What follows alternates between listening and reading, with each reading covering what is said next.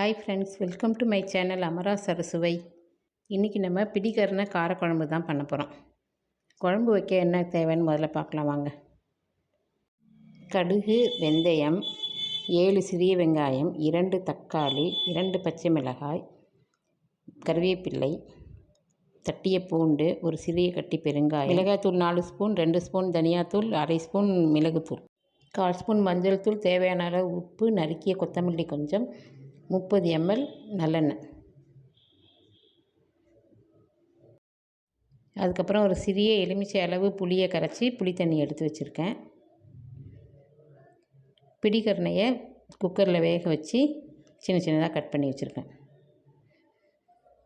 கடாயை அடுப்பில் வச்சுட்டு அந்த 30 ml நல்லெண்ணெய் ஊற்றணும். முதல்ல கடுகு, வெந்தயம் போட்டு தாளிச்சிட்டு,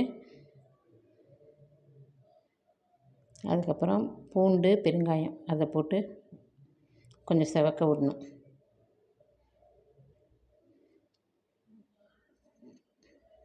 செவந்தோடனே வெங்காயம், கருவேப்பிலை, பச்சை மிளகாய் இது 3ஐயும் ஒன்றா போட்டுடணும்.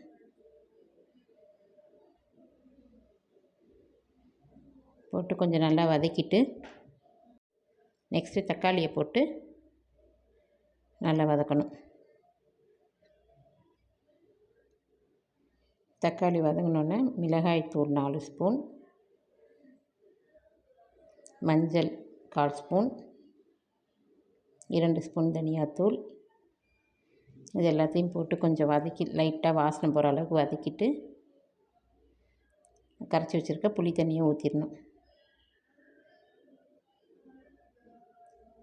அதை ஊற்றிட்டு குழம்புக்கு தேவையான அளவு கொஞ்சம் தண்ணி சேர்க்கலாம்.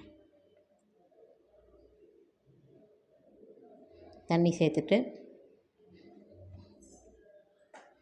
தேவையான அளவு உப்பு,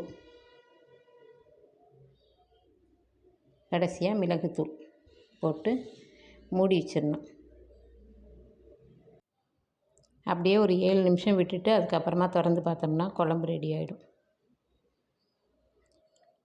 குழம்பு திக்காக வந்துருச்சுல்ல, இப்போ இந்த ஸ்டேஜில் அந்த பிடிக்கரணையை போடணும். அதில் அந்த பச்சை வாசனைலாம் போய் குழம்பு ரெடியான பிறகு பிடிக்கரணையை போட்டு திரும்பவும் மூடி வச்சிடணும். மூடி வச்சுட்டு ஒரு 5 மினிட்ஸ் கழித்து திறந்தோம்னா பிடிக்கரணையில் அந்த உப்பு, காரம், புளிப்பு எல்லாம் இறங்கி குழம்பு ரெடி ஆகிடும்.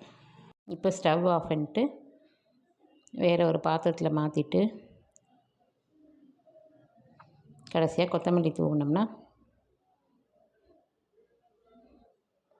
பிடிக்கரணை காரக்குழம்பு ரெடி. ஓகே ஃப்ரெண்ட்ஸ், நீங்களும் இந்த குழம்பை செஞ்சு பார்த்துட்டு உங்கள் ரிவ்யூவை கமெண்ட்டில் போடுங்க. Okay, thank you.